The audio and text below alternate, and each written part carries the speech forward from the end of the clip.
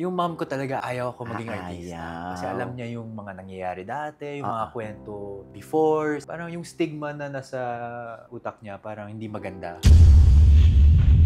Paglabas mo ng bahay ni kuya, ano yung mga nabasa mo na yung 'di ba, may mga bashers ka, may mga pumupuri sa'yo. Actually, hindi ako masyadong nag-scroll nung lumabas ako. Sabi ng pamilya ko, wag ka muna mag-Twitter, Media. mag-social media masyado. Oo. Kasi, ayun, maraming ang sinasabi. Ano yung feeling mo, regrets mo o yung ginawa mo sa loob ng bahay ni kuya na, "Sana hindi ko ginawa." Yung sumigaw ako kay Shuvi sa task nila na kailangan ako magalit. Ako ba yung mali? O sila ba yung mali?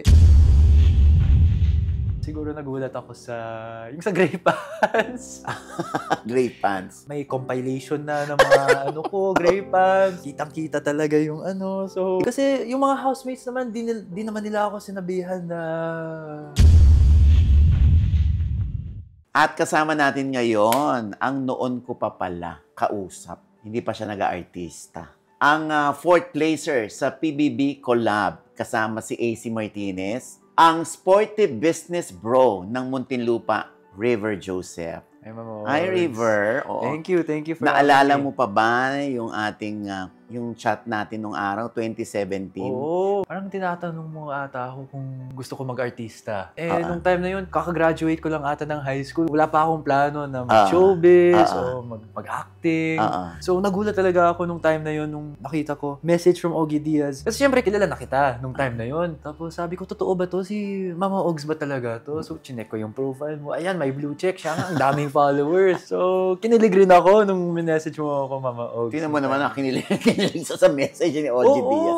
Oo. So, nung time na yon, wala ka pang kabalak-balak. Hindi mo pa in-entertain yung thought na, naku, magpakita kaya ako kay Mama Ogs. Baka ito na yung swerte ko. Ganun. Siyempre, nung minessage mo ako, parang, uy, baka pwede. Pero tinanong ko muna mga magulang ko kung pwede ba ako mag-artista. Pero nung time na yon, yung mom ko talaga ayaw ako maging artista. Ayaw. Kasi alam niya yung mga nangyayari dati, yung mga kwento before, na nangyayari sa mga set. So, parang yung stigma na nasa utak niya, parang hindi maganda. Bakit may ganong impression ang mama mo sa showbiz? Siguro, yun lang, yung mga kwento nila. Ako kasi yung bunso, so very protective siya over me. At parang, nung time na yun, gusto niya ako mag-business, mag-family business, or mag-corporate. So, nung time na yun, parang sabi niya, wag ka mag-artista. So, sabi ko, sige, tapusin ko muna yung importante talaga, matapos ko yung pag-aaral ko sa college. Nung time Hindi, na yun. sa'yo yun. Or usapan niya ng mama mo na, Parang- sige, pag natapos mo yung kolehiyo, Yun pwede yung- ka na mag-artista.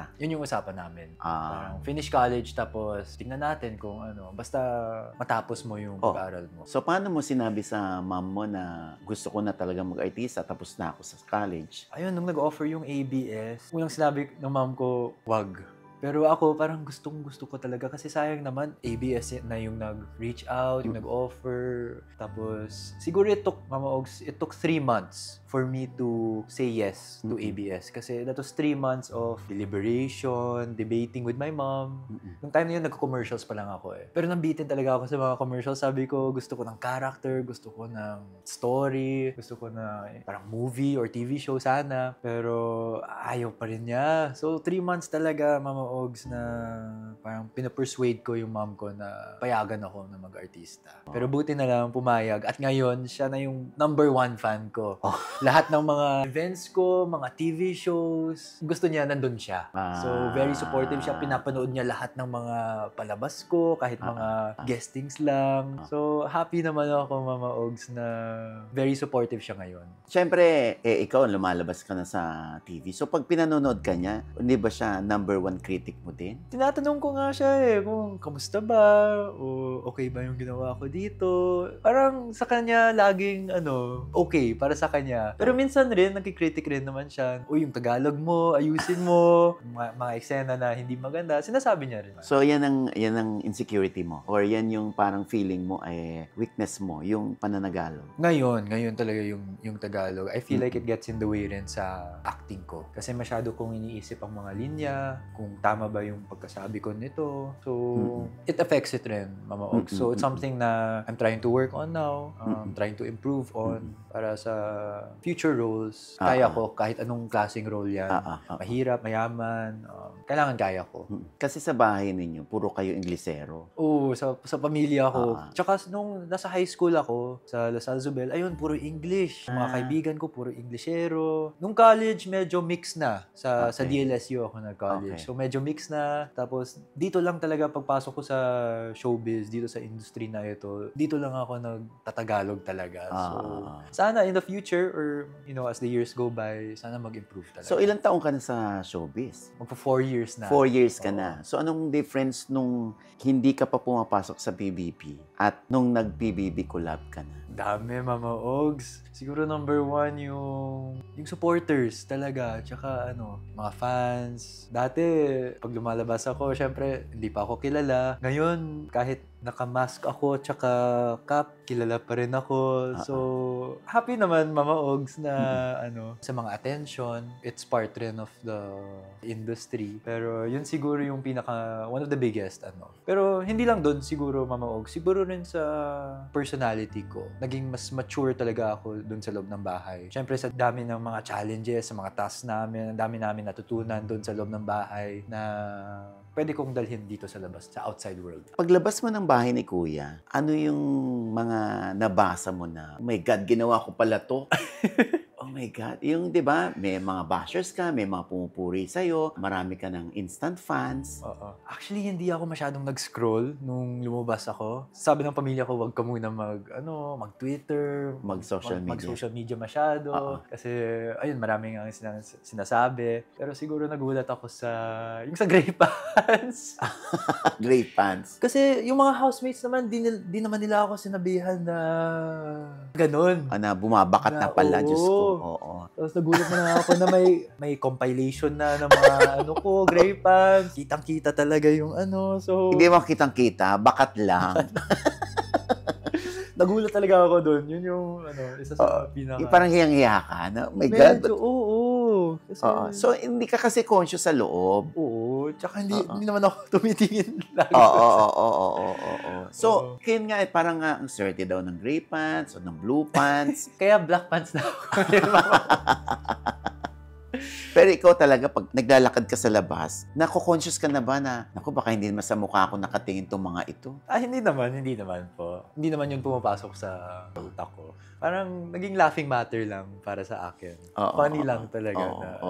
Kasi tinagurian ka pang Lapel King. Hanggang sa outside world, dala ko pa rin daw yung lapel namin. At least hindi ka naman na-insulto o hindi ka na-offend. Hindi naman. Okay lang naman sa akin. Pero hindi ka ba parang feeling, ba't hindi yung talento ko, yung performance ko sa loob ang nakita nila? Bakit ito? Hindi ba tinanong yung sarili mo?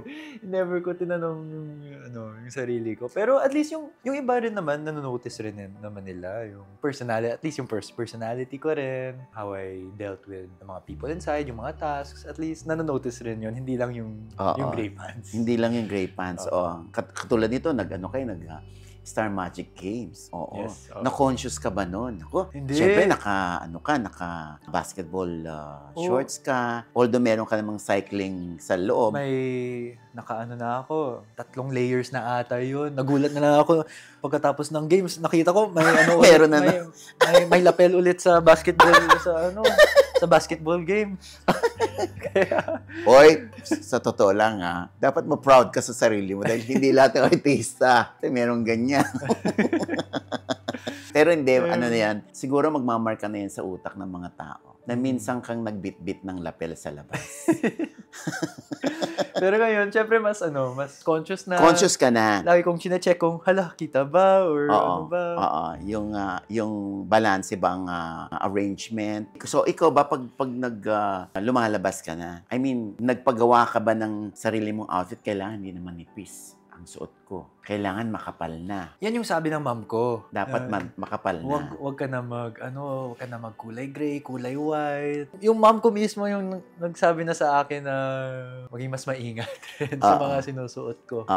Tignan mo yan, pati sa GMA Gala 2025. Parang feeling ko, nung rumarampa ka doon, nanonood kasi, ayan na conscious sa si River. Nakaganan na. Aware ka doon, Anong time na yun? Hindi. Parang Hindi. parang Ganun post ko lang talaga post yun. mo. Oo. Okay. So, ang importante doon, River, nakapagpasaya ka ng maraming bakla. Yes. Yun yung importante. Yeah, importante doon. At least, diba? Kasi kung tsaka ka, Diyos ko, kahit na magupad ka dyan, di ba? Anyway, so, ano yung feeling mo, regrets mo, o yung ginawa mo sa loob ng bahay ni Kuya na sana hindi ko ginawa pala? I've been thinking about that nga, Mama Ogs, pero at the same time, parang wala eh. No regrets talaga sa mga ginawa namin sa bahay, sa mga nangyari. No regrets talaga. Siguro, pumapasok siguro sa isip ko ay yung sumigaw ako kay Shuvi sa task nila na kailangan ako magalit. Yun yung task nila eh. So, Yung task nila ay pagalitin ka. oo. Mm-mm. So, yun yung task nila. Parang, nagre-reflect rin ako kung tama ba yung ginawa ko, na sumigaw ako. Kasi, Mama Ogs, dito sa outside world talaga, mahirap talaga ako magalit. Siguro doon rin sa acting, affected rin yun sa mga eksena na kailangan galit ako. Kasi, parang I can't recall another instance na parang sumigaw ako sa ibang tao. Never talaga. Mahaba yung Kaya nga, patience Oo, ko. malalim yung galit mo. Nung time na yun, alam ko nahirapan talaga sila eh. Parang nung una talaga, tinatry nila na mainis Galitin ako. ka. Pero hindi talaga gumagana. Hanggang ginamit na nila si Cyril. Na alam nila na close kami. Na para siyang little sister ko. Yung task namin kasi workout. So,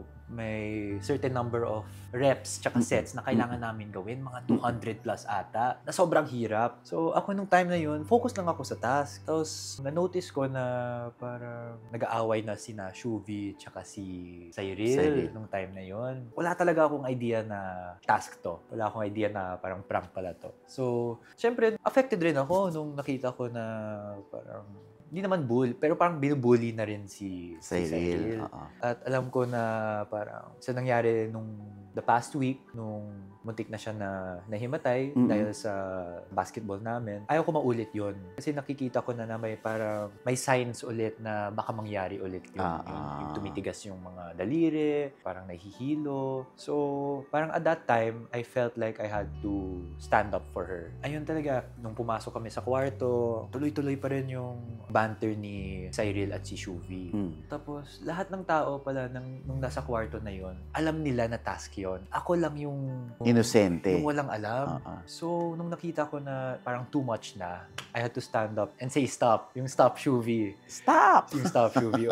Kasi sabi ko, Sai, punta na tayo sa confession room. Magpa-check ka na sa doktor. Pero lahat ng mga nandun, sabi nila, hindi. I-focus yung task. Dapat, So, nung time na yun, parang, ako ba yung mali? O sila ba yung mali? Pero I just had to trust yung nasa puso ko na hindi. Dapat ang focus natin ang health ng isang tao, hindi yung task. So, I felt like, I was thinking kung nire-regret ko ba yung ginawa ko. Pero at the same time, hindi. Kasi I felt like that was the right thing to do at that time. Ikaw talaga yun eh. Oo. Alam mo, tama yung ginawa mo na. Kasi napanood ko yun eh. Kaya ka nga, di ba? Parang, tinan mo yan na si Cyril parang gusto mo pa makipag-trade ng place mo na parang ikaw na lang ang manominate at siya na lang ang ma-retain. Kasi nung time na yun, si Cyril, parang third week pa lang niya dun sa loob ng bahay. Alam ko na she has so much more to prove. She has so much more to show the people. Tapos lalo na breadwinner. Sabi ko, ako naman,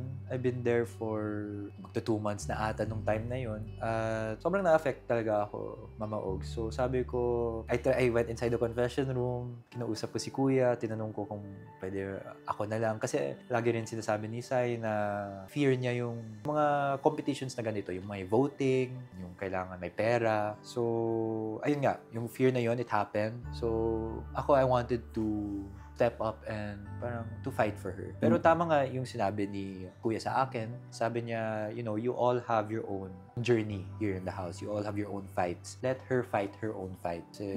That's how we'll all grow naman. Doon kami, matututo. So, nagets ko naman yung sinabi ni Kuya nung nung time na yun. Kaya nga, di ba, parang ikaw daw yung green flag. Anong ano mo doon? Ang reaction mo doon pag sinasabi nilang ang dami mong tamang ginagawa? Ayun nga, green flag para sa mga netizen yon. Ako nagulat talaga ako, Mama Ogs, nung una kong nalaman na yun pala yung parang image ko sa mga tao sa labas.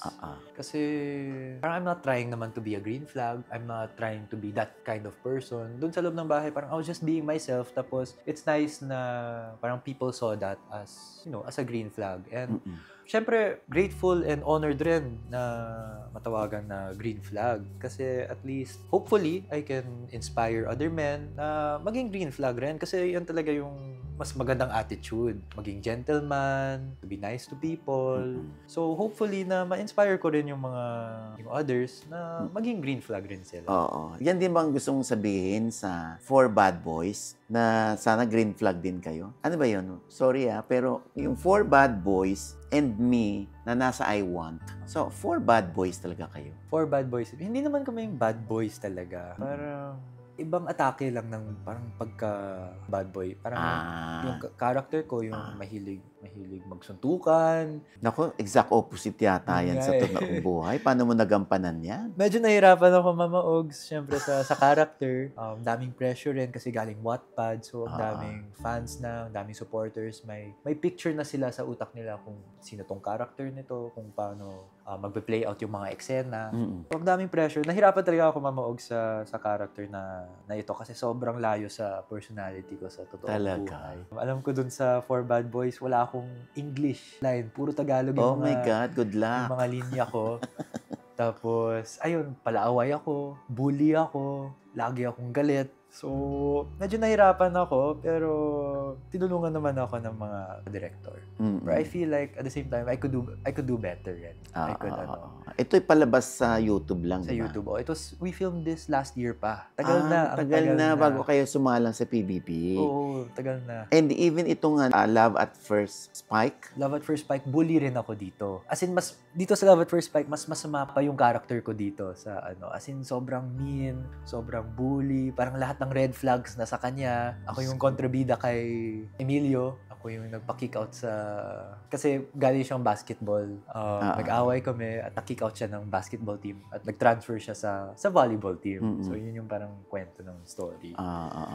So, lately nga, Mama Ogs, puro mga kontrabida, mga bad boy yung mga characters na nakuha ko. So, siguro nung nakita ako sa PBB na sobrang layo sa totoong buhay, I'm not sure kung parang nag-iiba yung tingin nila sa or parang hindi nila ma-picture yung si River as a bad boy or as a character. So, I want to, syempre, yun yung goal ko rin as an actor is to really separate yung kung sino si River sa character. Dahil madaling magsawa ngayon ng mga bata, ilang taon ang binibigay mo sa sarili mo na kapag kunwari, let's say, kung 5 taon wala pa akong nangyayari sa career ko, talagang sa business ako. Tatry ko pa rin, Mama Ogs, talaga to keep this career as long as possible. Siyempre, yung goal natin, Christopher De Leon, na how many years na in the industry. Decades. Yun talaga yung goal ko.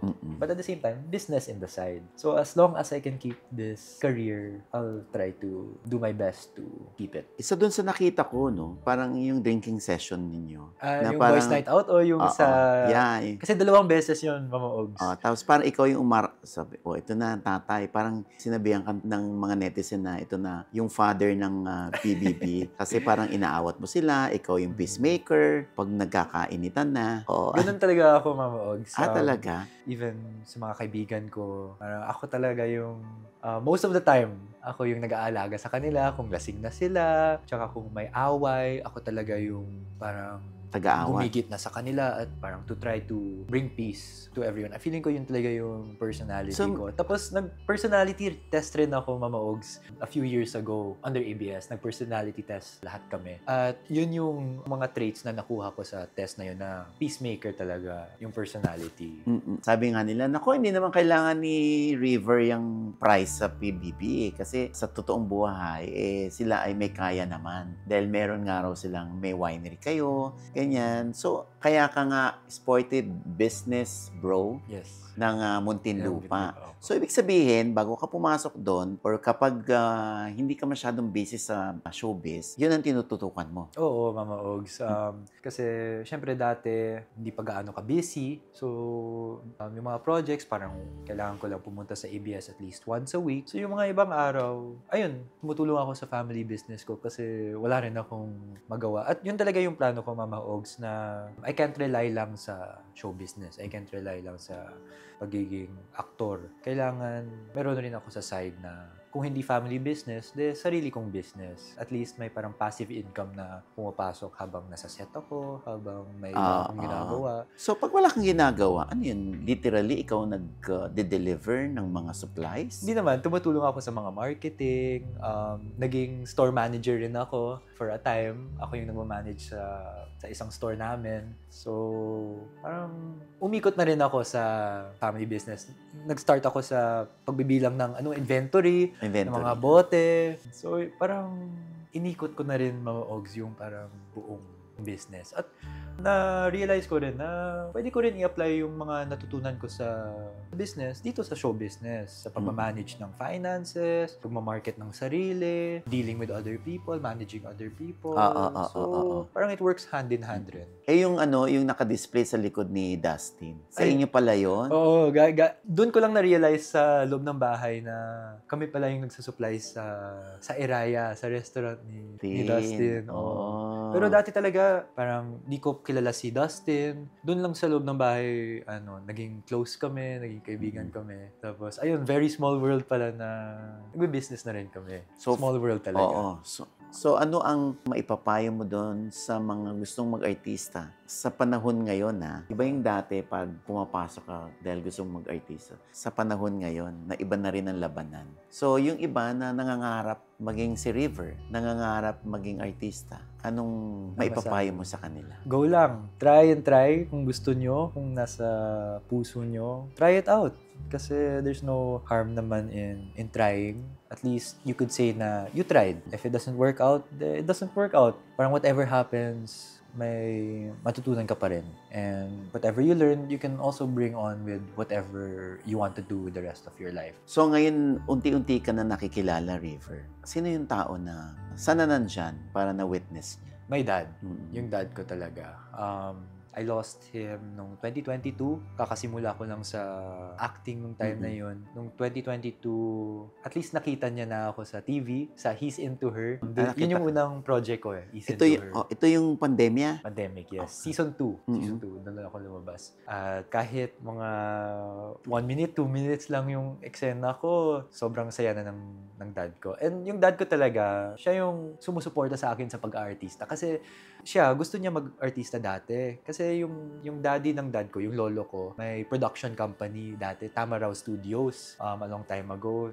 Pro-produce rin sila ng mga movies. So yung dad ko, nung time na yun, nung bata pa siya, gusto niya rin mag-artista, pero hindi siya pinayagan ng lolo ko.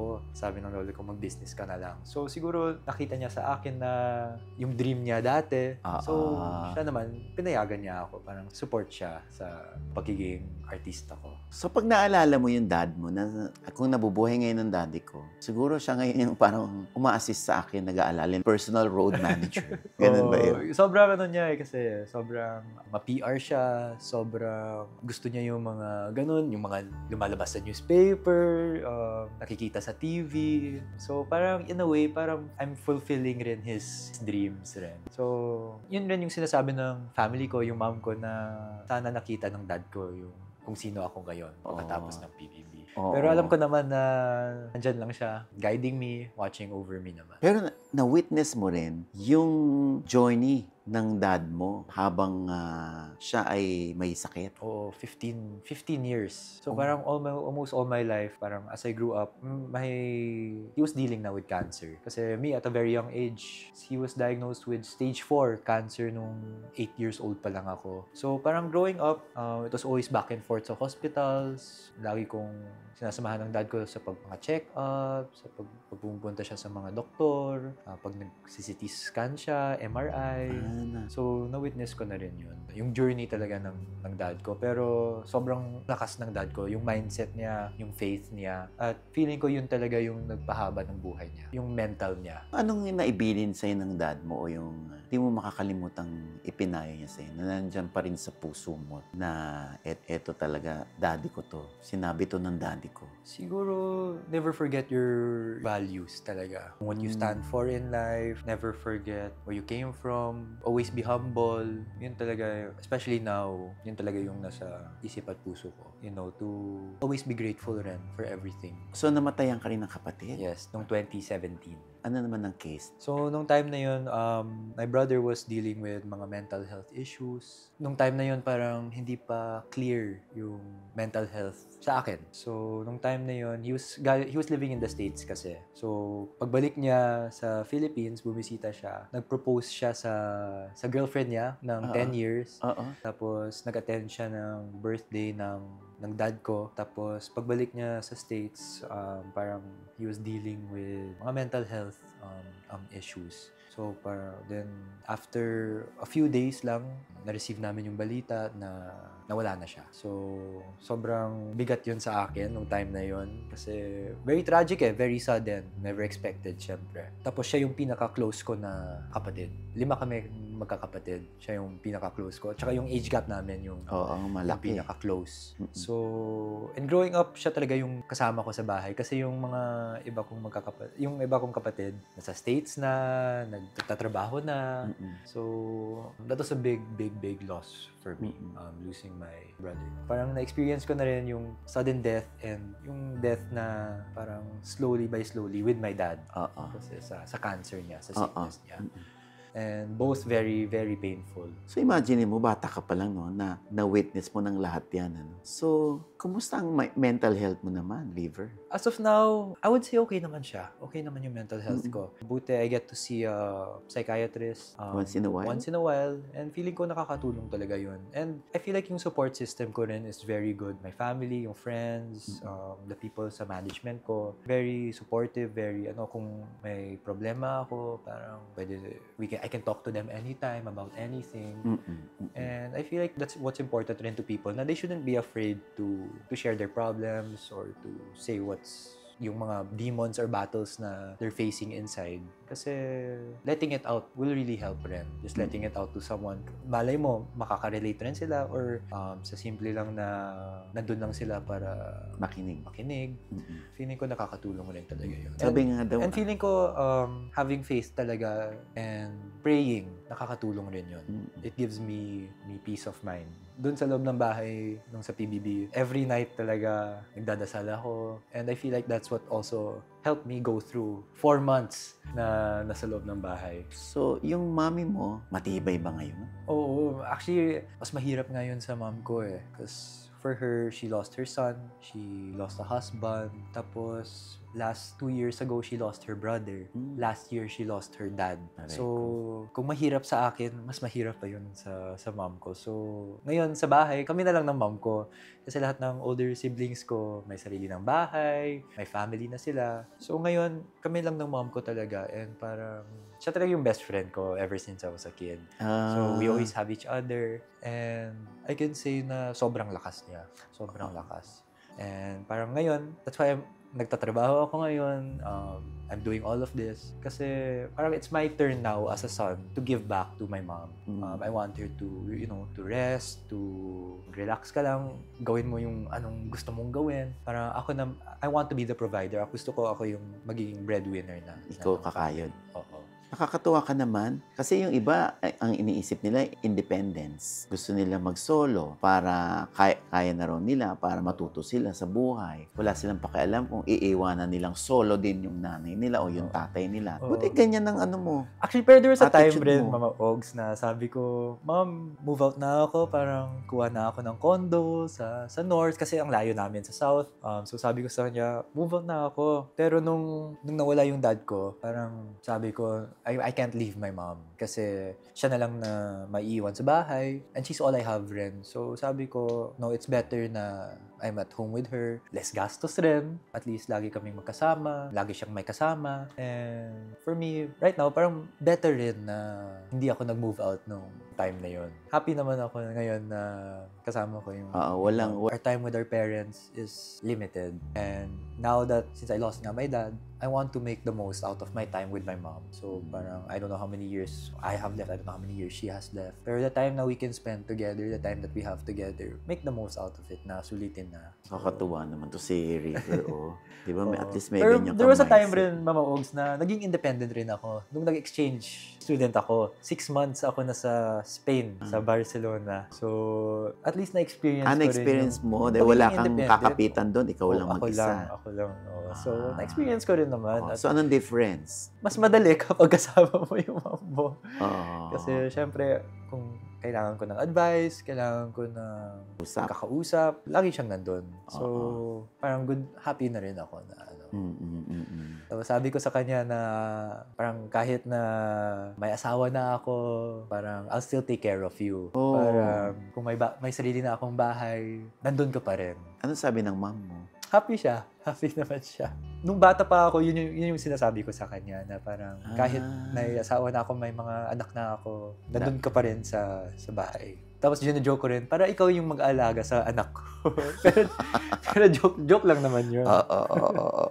What can you advise the kids now? Kurang mag-a-advise ko, yung sinabi ko nga, Mama Ogs, na especially with your family, your siblings, your mom, your dad, make the most out of the time na you have. Kasi alam ko maraming mga, especially yung younger generation, na kapag kasama nila yung family nila, yung parents nila, laging naka-cellphone, nasa ibang lugar yung isip nila. So parang at those times na you have, and you get to spend with your family, spend it wisely. Parang give them the quality time na they need. Learn from your parents, try to get as much advice from them kasi they've experienced so much already and they know what's best for you. Kasi galing yun sa love. So, parang every moment that you have, talk to them, be with them, spend time with them. Don't waste those opportunities na you have. Parang if you can take time off school, take time off work, to be with your family, gawin mo na. Because those moments are the ones that can't be bought with money. And those moments also are the ones na we will carry with us in our memories for the rest of our lives. And those moments are the ones that will be with us talaga forever. Yung iba parang pinili nilang umalis sa pag-aaruga ng kanilang parents. Pinili nilang magkaroon ng sariling buhay. Ikaw ba naniniwala ka doon na ang obligasyon mo ay sa future kids mo o sa future family mo? Siguro depende yun, Mama Og, sa which stage of your life you're in. Siyempre kung nasa 20s ka, syempre yun yung hustle period na trabaho ka ng trabaho, ipon, try to save as much. Sa 30s mo, may mga tao na rin na nagkakaroon na ng sariling pamilya. So, it really depends on which part of your life you're in. Pero never forget, syempre, to give back rin to your parents. Kasi they've been supporting you, they've been with you for, syempre, especially yung younger years. Parang make them a priority rin. I'm sure nanonood yung mami mo. So, ito bang lahat na sinasabi mo na sa kanya? Alam niya na. Alam niya na lahat yan. Kasi minsan mga napag-usapan na namin. Napag-usapan niyo na. Nagkakaiyakan ba kayo? Kami ng mom ko, Pag nag-uusap very kayo. seldom. Parang I can count lang with my fingers kung ilang beses kami na umiyak together.